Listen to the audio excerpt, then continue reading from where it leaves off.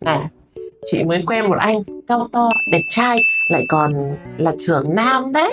Mẹ chị bảo ấy, ăn cam mới biết mùi cam, lấy chồng lựa chỗ, trưởng nam mau giàu. Em nói thật đấy, chị đừng có mà tham giàu. 100 cái rỗ ấy đổ đầu trưởng nam. Ôi trời ơi.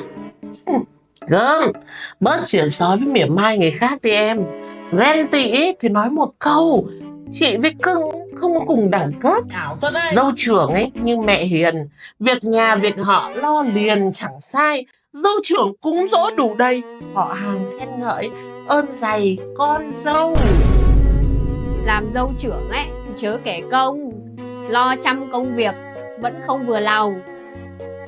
Đây còn chưa lo, đèn nhà ai nhà nấy vạ. Chuyện người chớ nói, chuyện mình chớ quen.